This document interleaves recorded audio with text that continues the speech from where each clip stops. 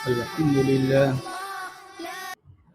لله رب العالمين، والصلاة والسلام على سيد المرسلين وعلى آله وأصحابه أجمعين، أما بعد، فأعوذ بالله من الشيطان الرجيم، بسم الله الرحمن الرحيم. لقد جاءكم رسول من أنفسكم عزيز عليه ما عنتم حريص عليكم بالمؤمنين رؤوف رحيم. وقال النبي صلى الله عليه وسلم: بعثت لأتمم مكارم الأخلاق، أو كما قال النبي صلی اللہ علیہ وسلم. قرآن کریم کی ایک آیت مبارکہ تلاوت کی ہے اور آپ صلی اللہ علیہ وسلم کی ایک حدیث پڑھی ہے. اللہ تبارک و تعالی قرآن و حدیث کی روشنی میں حق بات کہنے کی اور ہم سب کو اس پر عمل کی توفیق عطا فرمائے. یہ ربیع الاول کا مہینہ چل رہا ہے اور آج 12 ربیع الاول ہے. ایک قول کے مطابق اللہ کے حبیب جناب محمد الرسول اللہ صلی اللہ علیہ وسلم آج ہی کے دن دنیا میں تشریف لائے تھے، لیکن جو راجح قول ہے اور سب سے زیادہ مضبوط ہے اور جو کیلنڈر کے ماہرین ہیں ان کا کہنا یہ ہے کہ 12 ربیع الاول یہ آپ صلی اللہ علیہ وسلم کی ولادت کا دن کسی بھی اعتبار سے بنتا نہیں ہے. اگر بنتا ہے تو 3 ربیع الاول اور یا پھر 9 ربیع الاول، لیکن اب چونکہ مشہور یہی ہے کہ 12 ربیع الاول کو آپ صلی اللہ علیہ وسلم اس دنیا میں تشریف لائے. لیکن آپ صلی اللہ علیہ وسلم دنیا میں تشریف لائے، ہم اس پر خوشیاں تو مناتے ہیں اور منانا بھی چاہیے. اگر آپ صلی اللہ علیہ وسلم کی آنے کی خوشی آپ کو نہیں ہو رہی ہے تو پھر اپنے ایمان کا جائزہ لینا چاہیے. لہذا خوش ہونا یہ ہر مسلمان کے لیے ضروری ہے کہ اللہ تبارک و تعالی نے اتنے بڑے رسول خاتم النبیین اپنے حبیب ان کی امت میں ہمیں اور آپ کو پیدا فرما دیا. لیکن سوال یہ ہے کہ آپ صلی اللہ علیہ وسلم اس دنیا میں تشریف کیوں لائے؟ اللہ تبارک و تعالی نے کائنات میں آپ کو مبعوث کیوں کیا؟ آپ کا مقصد کیا تھا آنے کا؟ آپ کا مشن کیا تھا؟ آپ کی فکر کیا تھی؟ ان چیزوں کو ہم اور آپ نے پیچھے ڈال دیا ہے. ایک خوشی وہ ہوتی ہے جو بڑے مناتے ہیں اور ایک خوشی وہ ہوتی ہے جو بچے مناتے ہیں. ہم اور آپ آج کل وہ خوشیاں مناتے ہیں جو بچے عام طور سے مناتے ہیں. مثلا آپ کے گھر میں کوئی بڑا مہمان آنے والا ہو، آپ کے شیخ آ رہے ہیں، آپ کے پیر آ رہے ہیں، بڑی ہستی ہیں، آپ سے ان کا والہانہ تعلق ہے، تو جس گھر میں وہ تشریف لا رہے ہیں، جہاں ان کی آمد ہے، وہاں جو بڑے ہیں وہ بھی خوش ہیں اور جو بچے ہیں وہ بھی خوش ہیں، لیکن دونوں کی خوشیوں میں فرق ہے. مثلا بڑے تو اس لیے خوش ہیں کہ حضرت آ رہے ہیں، ان کی صحبت سے فیض اٹھانے کا موقع ملے گا، وہ کچھ نصیحتیں کریں گے، ان پر عمل کر کے ہم اپنی زندگی سنواریں گے، سجائیں گے. اس طرح کے جذبات ہوتے ہیں گھر کے بڑوں کے. اور بچوں کو کیا خوشیاں ہوتی ہیں کہ لائٹیں زیادہ جلیں گی، گھر کے اندر طرح طرح کے پکوان بنیں گے، گھر کے اندر بہت سے مہمان آئیں گے، ہو سکتا ہے 2-4 روپے ہمیں میسر ہو جائیں، ہمیں مل جائیں. یہ بچوں کی خوشیاں ہیں. دونوں لوگ خوش ہیں، بڑے بھی اور چھوٹے بھی. اس وقت ہماری اور آپ کی جو خوشی ہے، جو خوشیاں مناتے ہیں، یہ بچوں والی ہیں کہ لائٹیں جلا لی، ہو ہلہ کر لیا، ہنگامہ کر لیا، لیکن آپ کی تعلیمات کیا ہیں؟ آپ صلی اللہ علیہ وسلم نے معاشرے کے لیے کیا اصول فراہم کیا ہے؟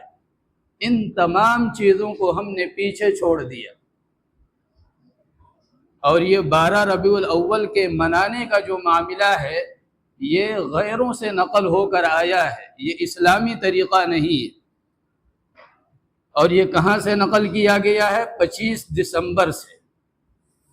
سیدنا حضرت عیسیٰ علیہ السلام دنیا سے تشریف لے گئے اور 300 سال زمانہ گزر گیا۔ آپ کے دنیا سے جانے یعنی آسمان پر جو اٹھایا گیا وہاں سے لے کر 300 سال تک، اس درمیان میں کبھی بھی آپ علیہ السلام کی یوم ولادت کا جشن نہیں منایا گیا۔ 300 سال کے بعد معاشرے کے اندر کچھ افراد آئے کہ ہمیں حضرت عیسیٰ علیہ السلام کی یوم ولادت منانا چاہیے۔ تو جو حقیقی معنوں میں حضرت عیسیٰ علیہ السلام کی تعلیمات پر عمل کرنے والے تھے، انہوں نے سوال کیا۔ سوال یہ کیا کہ بھائی منانے کی ضرورت کیا ہے؟ دن منانے کا یہ تصور آپ کے ذہن و دماغ میں کیوں آ رہا ہے؟ تو انہوں نے جو مقاصد بیان کیے وہ بڑے ہی اچھے اور بڑے ہی خوبصورت اور دل کو لبھانے والے۔ انہوں نے مقصد یہ بیان کیا کہ اس دن ہم عیسائی برادری جمع ہوں گے اور پادری صاحب حضرت عیسیٰ علیہ السلام کی تعلیمات کو لوگوں کے درمیان پیش کریں گے، یعنی ان کا بیان ہوگا اور ساری قوم بیٹھ کر ان کے بیان سنے گی۔ حضرت عیسیٰ علیہ السلام کی جو تعلیمات ہیں ان تعلیمات کو لوگوں کے سامنے پیش کیا جائے گا تاکہ وہ حضرت عیسیٰ علیہ السلام کی تعلیمات کے مطابق زندگی گزارنے کی کوشش کریں۔ مقصد پیش کر دیا گیا کہ یوم ولادت منانے کا مقصد یہ ہے، شروع کر دیا گیا۔ لیکن پھر چند دنوں کے بعد یہ ہوا کہ بھائی بوڑھے تو آ رہے ہیں، مجلس میں جو بوڑھے ہیں وہ تو تشریف لا رہے ہیں، وہ بیان بھی سن رہے ہیں، حضرت عیسیٰ علیہ السلام کی تعلیمات کے مطابق زندگی بھی گزارنے کی کوشش کر رہے ہیں، لیکن جو نوجوان نسل ہے ان کے قدم ابھی اس مجلس کی طرف نہیں بڑھ رہے ہیں۔ لہذا مزامیر اس میں شامل کیا گیا، یعنی گانے بجانے کے آلات پر کچھ نغمے اس مجلس میں سنائے جانے لگے، پھر بھی کام نہیں بنا کہ پوری برادری ابھی نہیں آ رہی ہے۔ تو اب اگلا قدم اٹھایا گیا کہ اس کے اندر شراب کی محفلیں ڈالی گئیں، عورتوں کا آنا جانا بھی اس مجلس میں شروع کروایا گیا، اور ہوتے ہوتے آج 25 دسمبر کی جو صورت حال ہے آپ اس کا جائزہ لیجیے۔ شروع کیا تھا چند لوگوں نے اچھی نیت سے، لیکن انجام کیا ہے اس وقت 25 دسمبر کا کہ جتنا زنا اس دن ہوتا ہے پورے سال میں اتنا زنا نہیں ہوتا، جتنی شراب اس دن پی جاتی ہے پورے سال اتنی شراب نہیں پی جاتی، جتنے حادثات اس دن ہوتے ہیں پورے سال اتنے حادثات نہیں ہوتے ہیں، جتنی آبرو ریزی اس دن ہوتی ہے پورے سال وہ معاملہ نہیں ہوتا ہے۔ یہ 25 دسمبر کا یعنی کرسمس کا یہ معاملہ ہوا۔ ہمارا اور آپ کا جو یہ 12 ربیع الاول منانے کا جو تصور ہے یہ بہت پرانا نہیں ہے۔ صحابہ کا دور خالی ملے گا، تابعین کا دور خالی ملے گا، تبع تابعین کا دور خالی ملے گا، جو بزرگان دین اور اکابرین ہیں ان کا دور خالی ملے گا، پھر سوال یہ ہے یہ آیا کہاں سے؟ یہ ایک بدبخت کی خرافات ہے، اور حالانکہ اس کی بھی نیت ٹھیک ٹھاک تھی، نام نہیں لیں گے، اس کی بھی نیت ٹھیک ٹھاک تھی کہ چونکہ پچھلا مہینہ جو گزرا ان مہینوں کے اندر ایک قوم نے اپنا شعار بنا لیا ہے صحابہ کرام کو گالی دینا، نعوذ باللہ۔ طرح طرح کی مجلسیں وہ سجاتے ہیں، طرح طرح کی مجلسیں اور محفلیں وہ لگاتے ہیں، اور اس میں اہل سنت والجماعت کے جو افراد ہیں ان کو بھی شامل کرنے کی کوشش کی جاتی ہے، اور کشا کشا وہ کھینچے چلے جا رہے ہیں۔ لہذا یہ صورتحال دیکھ کر ایک شخص کے ذہن میں بات آئی کہ ہمیں بھی کچھ ایسا پروگرام شروع کرنا چاہیے کہ اس پروگرام میں وہ جو پچھلے مہینے کے یعنی محرم سے جو معاملہ شروع ہوا ہے اس کے جو اثرات اہل سنت والجماعت کے درمیان آ رہے ہیں ان اثرات کو ختم کیا جائے۔ لہذا کچھ پروگرام کیے جائیں سیرت النبی کے عنوان سے، میلاد النبی کے عنوان سے، کچھ جلوس کا معاملہ کر لیا جائے جہاں لوگوں کو جمع کیا جائے۔ یہاں سے اس کی ابتدا ہو رہی ہے، اور آج جو صورتحال ہے آپ بخوبی جانتے ہیں کہ یہ کفر و شرک کا، بدعات و خرافات کا ایک مجموعہ بن چکا ہے۔ ہمارے نبی جناب محمد الرسول اللہ صلی اللہ علیہ وسلم کی تعلیمات کی دھجیاں اڑائی جاتی ہیں، آپ کے سنت کا مذاق بنایا جاتا ہے۔ یہ ہمارا اور آپ کا حشر ہے، حالانکہ یہ اسلام وہ ہے کہ جس کی حفاظت کی ذمہ داری اللہ نے خود لے لی ہے کہ اِنَّا نَحْنُ نَزَّلْنَا الذِّكْرَ وَإِنَّا لَهُ لَحَافِظُونَ، کہ ہم نے اسے اتارا ہے اور ہم ہی اس کے محافظ ہیں، اس لیے یہ دین محفوظ ہے۔ عیسائیت تو مٹ گئی، عیسائیت میں جو اصل تعلیم تھا وہ نہ جانے کہاں چلا گیا، اب نئی نئی چیزیں ہیں۔ جو سینٹ پال کی ایجادات ہیں وہ عیسائیت ہے اس وقت، لیکن مذہب اسلام اپنوں نے بھی حملے کیے، غیروں کی طرف سے بھی اسے مٹانے کی کوشش کی گئی، لیکن آج تک الحمدللہ اور قیامت تک اس کی جو حقیقی تعلیمات ہیں موجود رہیں گی، اس لیے کہ اللہ اس کا محافظ ہے، اللہ اس کا نگہبان ہے۔ اس کو مٹانے کی کوشش کرنے والے وہ خود جہنم کا ایندھن بنیں گے اور اس روئے زمین سے مٹیں گے، لیکن اسلام باقی تھا، باقی ہے اور باقی رہے گا، اسے مٹایا نہیں جا سکتا۔ اب آپ صلی اللہ علیہ وسلم کا جو جشن میلاد النبی کا معاملہ ہے یہ ہم اور آپ تو مناتے ہیں۔ اب سوال یہ ہے کہ آپ صلی اللہ علیہ وسلم کی تعلیمات کو جاننے والے یہ صحابہ کرام تھے یا آپ حضرات اور ہم لوگ ہیں؟ بھائی اگر اس دین کے اندر رسم و رواج کی کوئی گنجائش ہوتی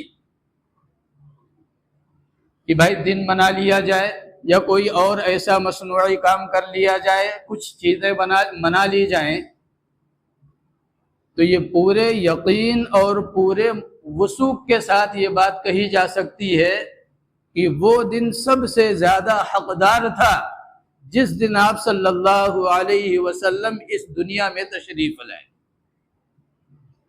آپ کی ذات اقدس جس دن جلوہ افروز ہوئی، جس دن آپ کے دادا عبد المطلب نے آپ کو اپنی گود میں اٹھایا، جس دن آمنہ کے آغوش شفقت میں آپ صلی اللہ علیہ وسلم تشریف لائے، وہ دن سب سے زیادہ مستحق تھا اس بات کا کہ آپ کی یوم ولادت منائی جائے۔ لیکن بتلایا گیا کہ صحابہ کا دور بالکل خالی ہے، کسی صحابی کی زندگی میں آپ کو یہ نہیں ملے گا کہ 12 ربیع الاول آیا ہو اور اس نے کچھ اضافی گھروں کے اندر لائٹیں جلا لی ہوں، یا کچھ اس نے اہتمام کر لیا ہو اس دن کا، یا کچھ پروگرام منعقد کروا لیا ہو۔ ایسا کچھ بھی نہیں ہے۔ حالانکہ یہ دین کے سیانے ہیں، ان سے بڑا دیندار بننے کی جو کوشش کرے وہ پاگل، بے وقوف اور جاہل ہے۔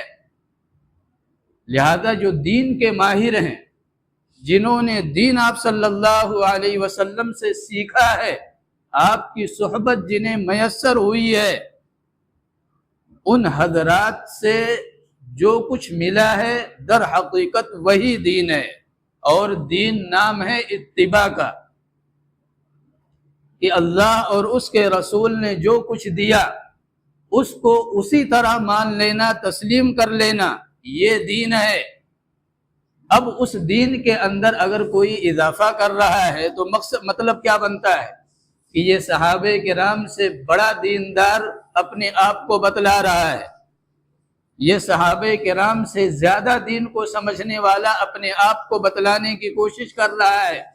اور یاد رکھیں، ایک آدمی کسی گناہ میں ملوث ہے، مثلا نظر کی حفاظت نہیں ہو پا رہی ہے، یا کوئی اور گناہ ہے جس میں وہ ملوث ہے، تو یہ بندہ ایسا ہے کہ جب اسے احساس ہوگا ہم غلط کر رہے ہیں، یہ توبہ کر لے گا اور معافی ہو جائے گی، اس کی اصلاح آسان ہے۔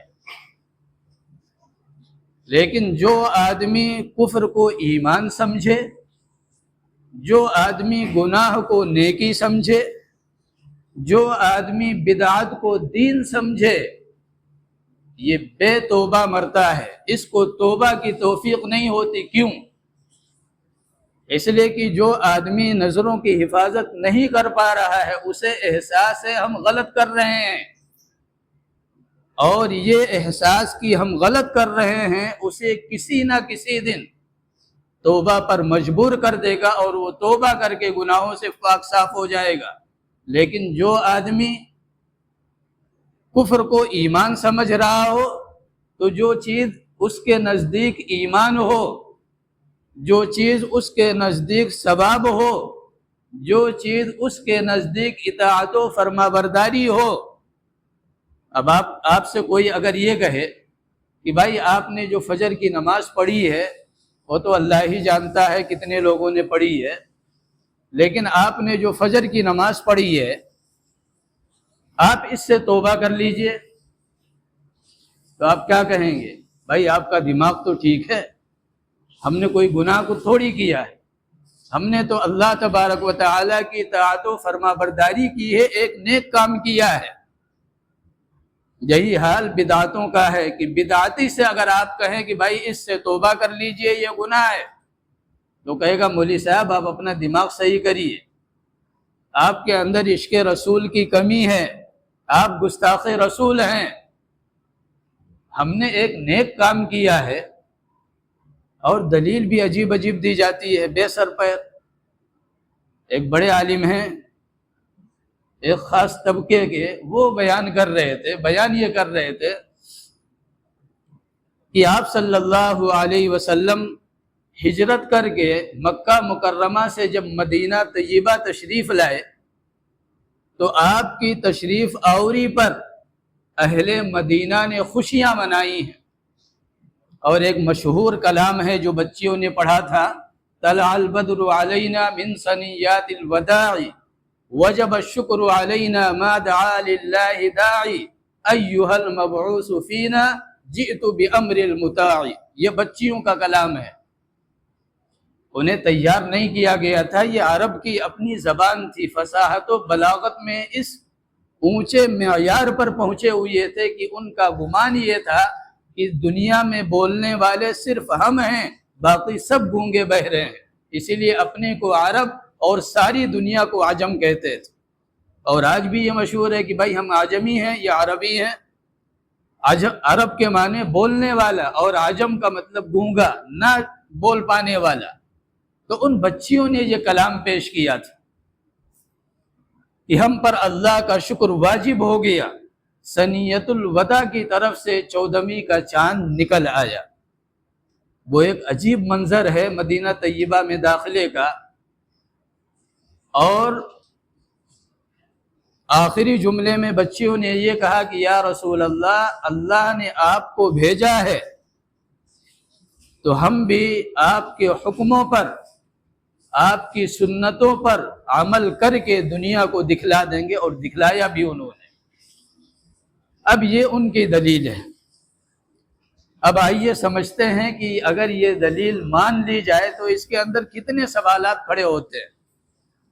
پہلا سوال تو یہ ہے کہ یہ خوشیاں جو دف بجا کر اور نغمہ گایا گیا لڑکیوں کے ذریعے سے، یہ بچیوں نے کیا تھا۔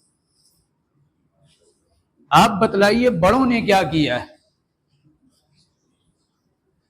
بچیوں نے یہ گایا ہے اور آپ صلی اللہ علیہ وسلم کے آنے کی خوشی جو تھی اس کا اظہار کیا ہے، لیکن بڑوں نے کیا کیا ہے؟ بڑوں کی طرف سے خاموشی ہے۔ لہذا بچے اگر منائیں تو آپ کی یہ بات تسلیم کی جا سکتی ہے،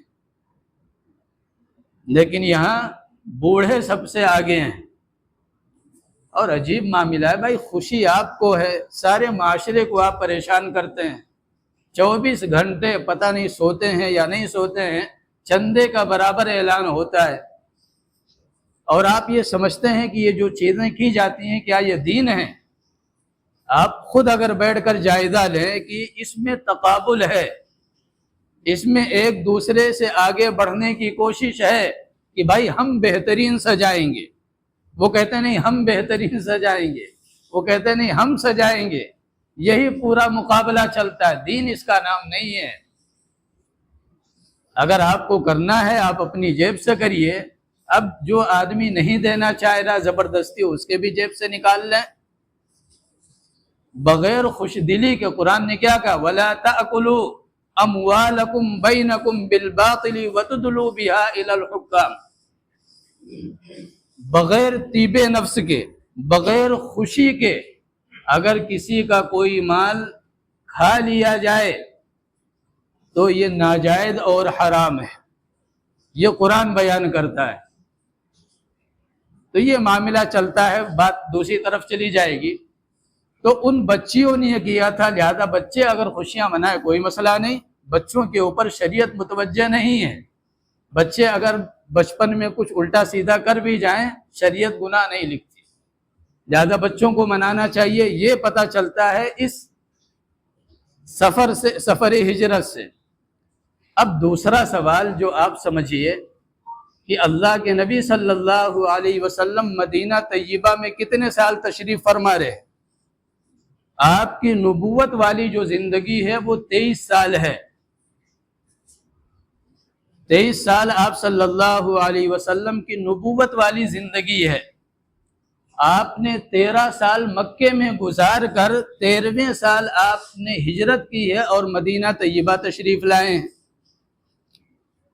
تو جس سال مدینہ طیبہ آپ تشریف لائے، اس کے بعد جب اگلے سال یعنی 15ویں سال میں جب ربیع الاول آیا تو کیا اہل مدینہ نے پھر اسی طرح پروگرام کیا؟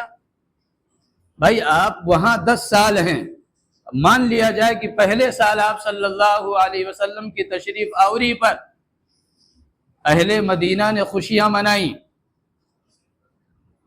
ٹھیک ہے، یہاں تک بات ٹھیک ہے، لیکن آگے آپ بتلائیے کہ اس سال کے بعد جو 9 سال آپ صلی اللہ علیہ وسلم وہاں تشریف فرما رہے، تو ان 9 سالوں میں ہر سال ربیع الاول آیا، اور ہر سال ربیع الاول میں 12 ربیع الاول بھی آیا، لیکن کسی صحابی نے یا کسی بچے اور بچی نے کوئی پروگرام کیا، کوئی لائٹنگ کی، کوئی جلسے جلوس اس طرح کے نکالے جو ہمارے معاشرے کی اس وقت زینت بنے ہوئے ہیں؟ کچھ بھی نہیں۔ اور پھر پتہ کیا چلا؟ پتہ یہ چلا جب کوئی بڑا آتا ہے تو اس کا استقبال لوگ کرتے ہیں، جب کسی ملک کے اندر کسی ملک کا جب بڑا آتا ہے، آپ دیکھیے کیسے کیسے سعودی عرب کے اندر ابھی کچھ مہینے پہلے کیا ہوا آپ کے سامنے ہے۔ یہ سب کچھ کیا ہوتا ہے کہ بھائی بڑا آ رہا ہے، اس کو خوش کرنے کے لیے۔ یہاں تو اللہ کے نبی صلی اللہ علیہ وسلم تشریف لا رہے ہیں، لہذا تشریف آوری پر خوشیاں منانا یہ ایمان کی علامت ہے۔ لیکن جب آپ داخل ہو گئے، تشریف لے آئے، اس کے بعد جو صحابہ کرام نے یا وہاں کے باشندوں نے جو کیا ہے وہ آپ کی اطاعت و فرما برداری، اور وہ کس طرح کی بدر کے میدان میں جب آپ صلی اللہ علیہ وسلم نے صحابہ سے کہا بھائی ہم نکلے تھے ابو سفیان کے لیے، ابو سفیان تو بھاگ گئے نیچے کے راستے سے، اب سامنے ابو جہل ہے، بتاؤ کیا کرنا ہے؟ حضرت ابو بکر صدیق رضی اللہ تعالیٰ عنہ کھڑے ہوئے، انہوں نے کہا یا رسول اللہ ہم حاضر ہیں، آپ جو حکم دے کرنے کے لیے تیار ہیں۔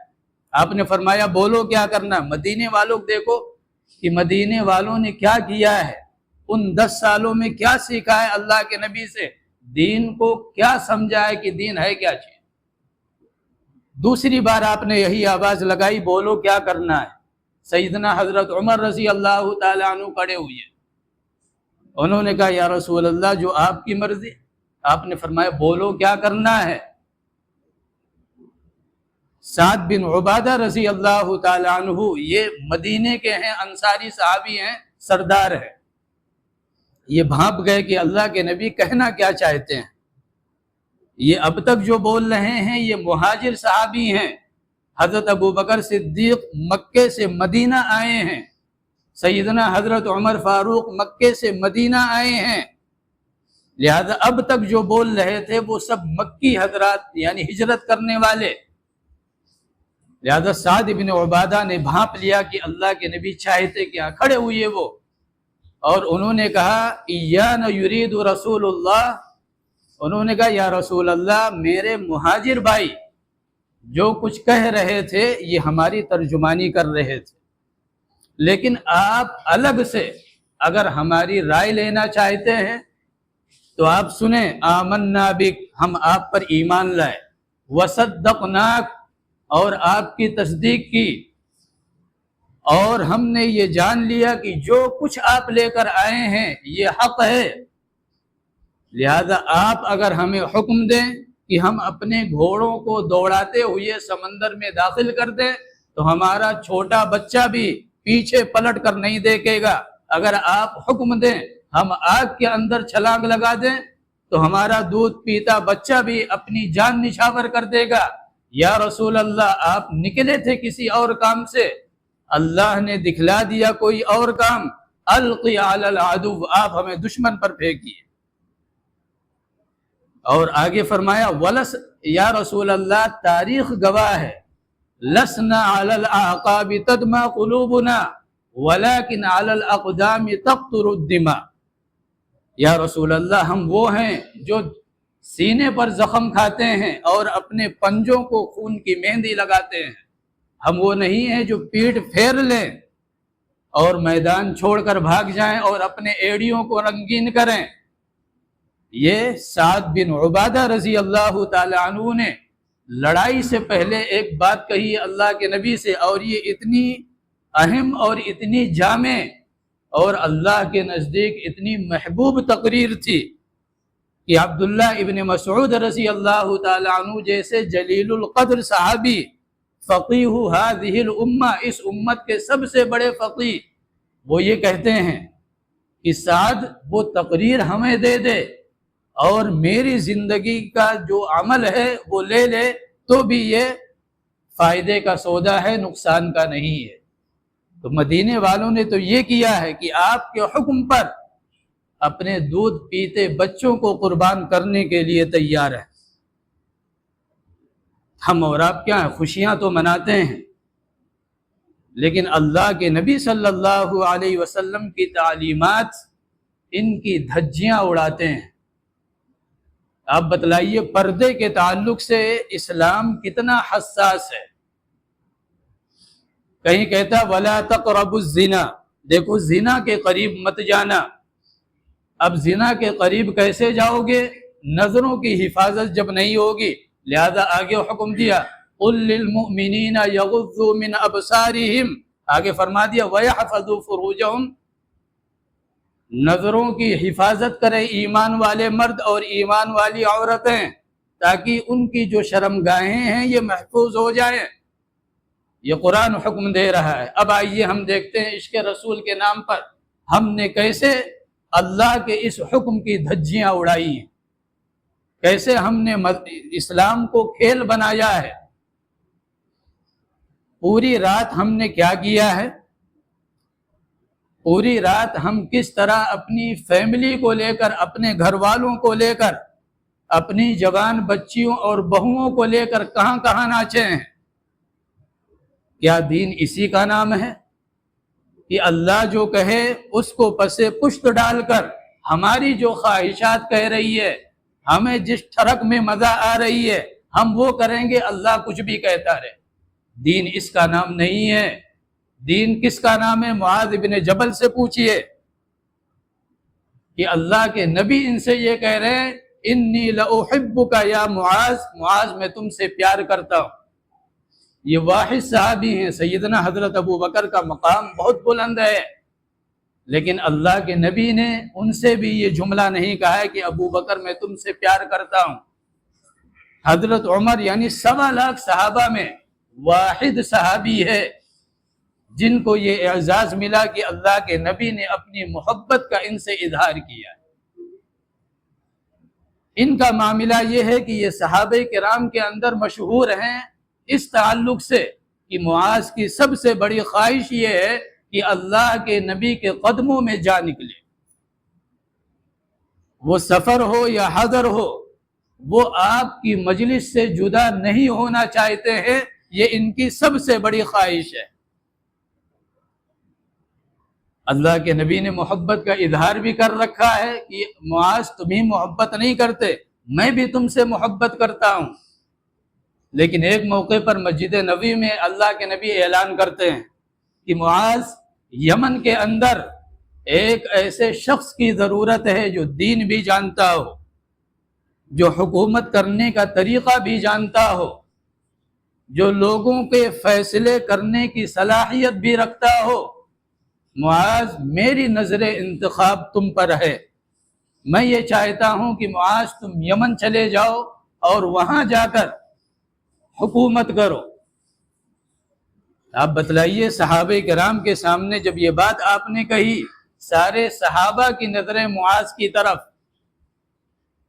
اس لیے کہ صحابہ جانتے ہیں کہ یہ آپ کو چھوڑنا نہیں چاہتے، آپ کی مجلس سے یہ جدا نہیں ہونا چاہتے، لیکن دربار رسالت سے فیصلہ یہ ہو رہا ہے کہ معاذ اتنے 100 میل دور تم مجھ سے چلے جاؤ اور وہاں جا کر دین کی تبلیغ کرو، لوگوں کے فیصلے دیکھو، وہاں حکومت کرو۔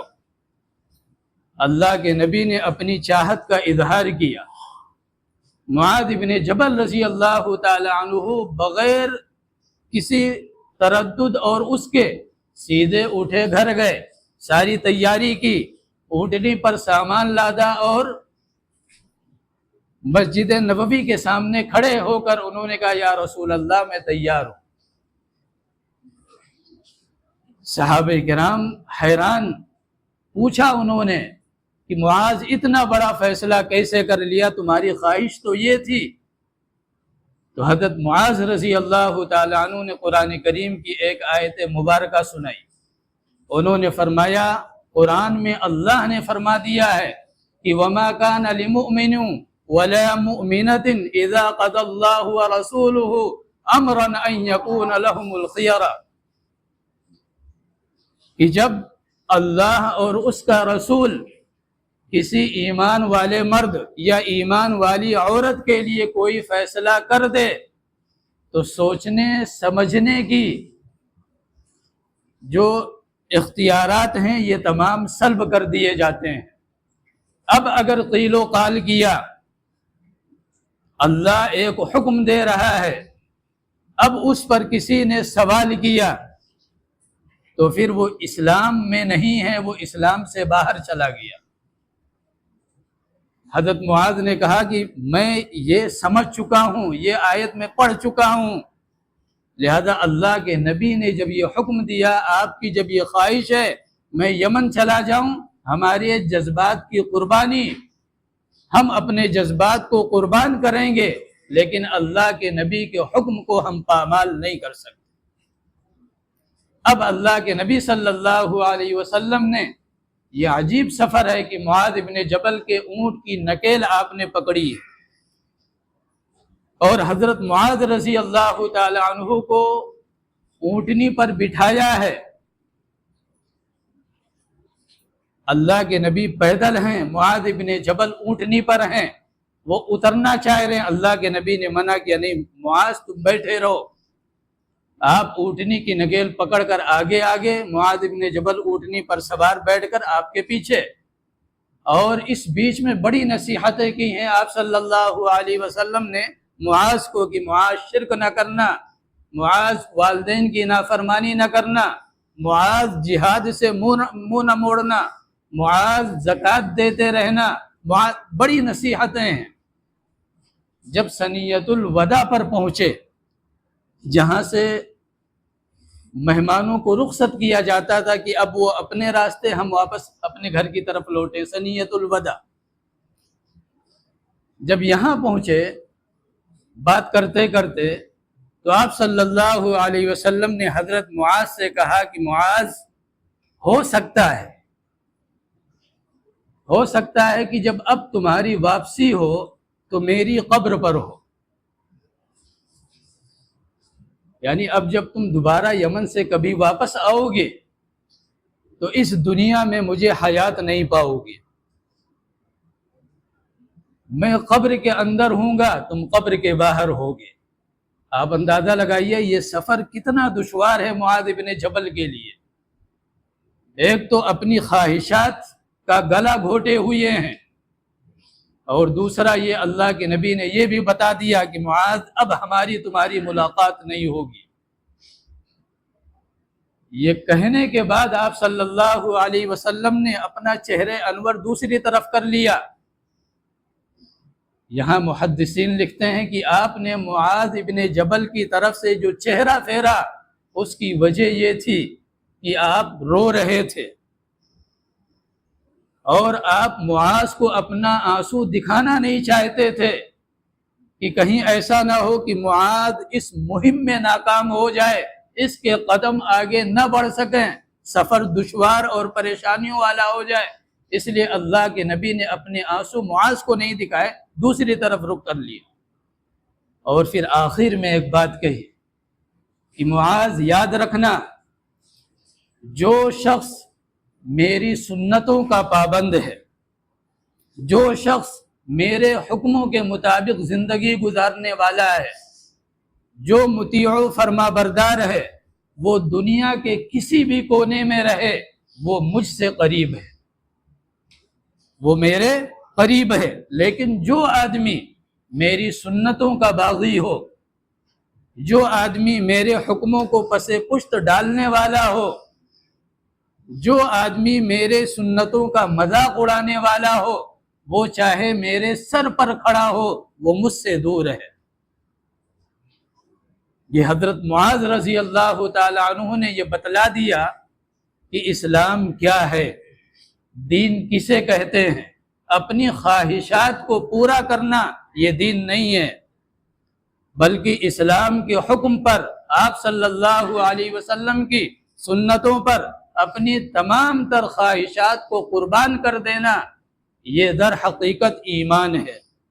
باقی ہم اپنے آپ کو مسلمان سمجھتے رہے، صبح سے شام تک ساری چیزیں ہم نے غیروں کی اپنا لی، شکل ہمیں آپ کی پسند نہیں، نعوذ باللہ، ہمیں آپ کا لباس پسند نہیں، آپ نے کاروبار کا جو طریقہ بتلایا وہ ہمیں پسند نہیں، رشتہ داروں کے ساتھ معاملات کیسے ہونے چاہیے، جو تعلیمات آپ نے دی ہمیں وہ پسند نہیں، بہنوں کا بھائیوں کا کیا معاملہ ہونا چاہیے وہ تعلیمات ہمیں پسند نہیں، ہر چیز میں ہم منمانی کرنے والے، بہنوں کی وراثت ہم کھانے والے، چھوٹے بھائیوں کے اوپر ظلم و ستم ہم کرنے والے، والدین کو خون کے آنسو رلانے والے ہم ہیں، لیکن ہم نے 12 ربیع الاول کو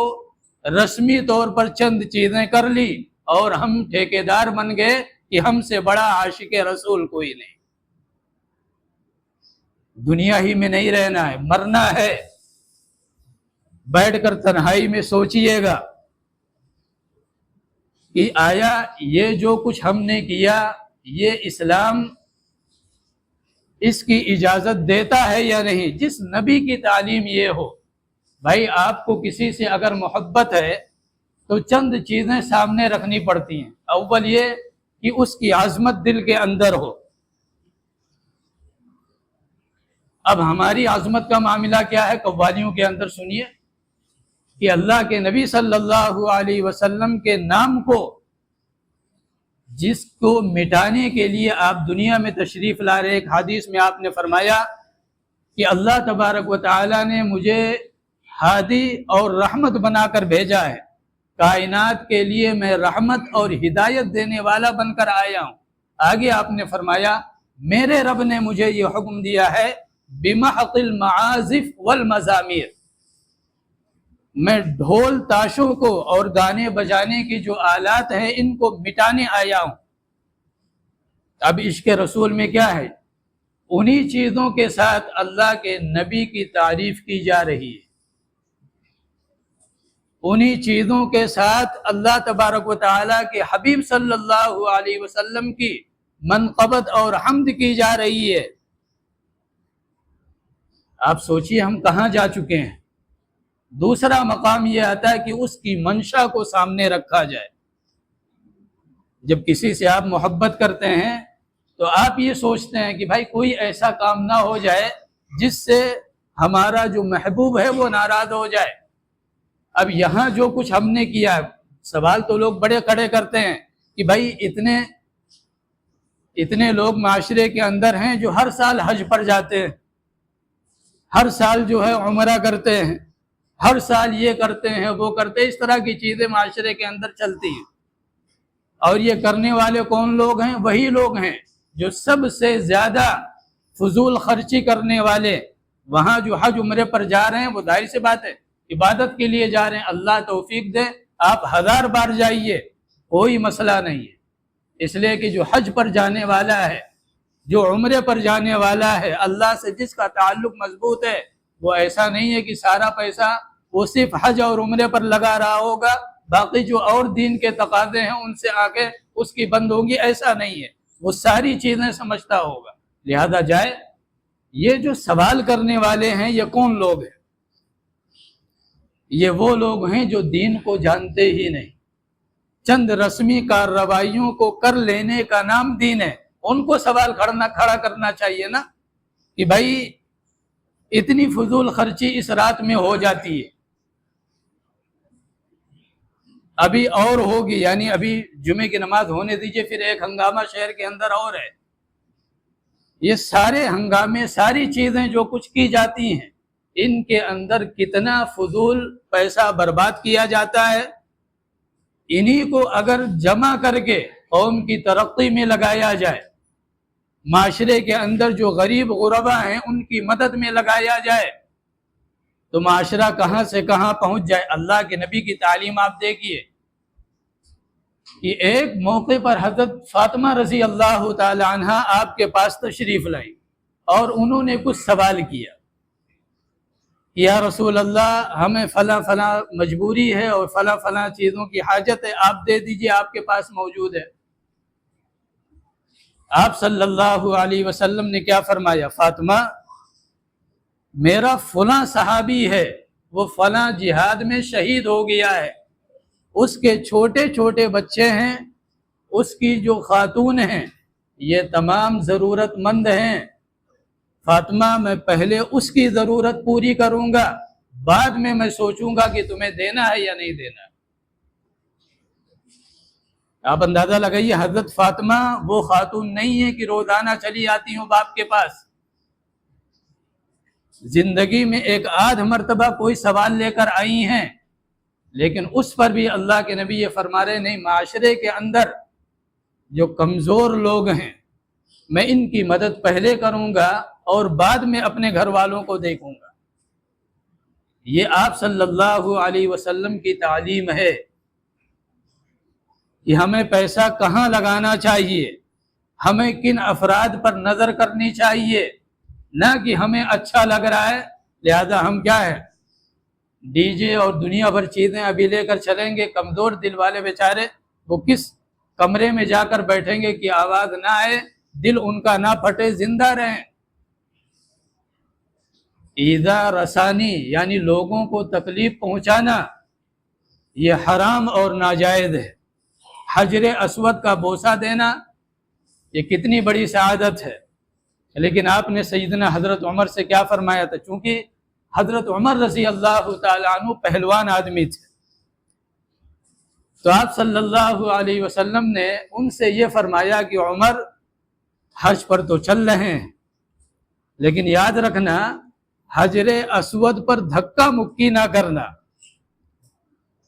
اس لیے کہ پہلوان آدمی ہو سکتا ہے لوگوں کو چیرتے ہوئے وہ پہنچ جائے وہاں تک، کون ان کو روک سکتا ہے؟ اب حضرت عمر رضی اللہ تعالیٰ عنہ کے سامنے یہ تعلیم ہے، لہذا جب آپ کے بعد وہ عمرے پر یا حج پر تشریف لے گئے، حجر اسود کو سامنے دیکھا تو فرمایا حجر اسود تیری حقیقت ایک پتھر سے زیادہ کچھ نہیں، حجر اسود تیری حقیقت ایک پتھر سے زیادہ کچھ نہیں، نہ تیرے اندر نفع پہنچانے کی طاقت ہے نہ ہی نقصان پہنچانے کی طاقت ہے، لیکن چونکہ میں نے اپنے حبیب صلی اللہ علیہ وسلم کو تجھے چومتے ہوئے دیکھا تھا اس لیے میں بھی تجھے چوموں گا۔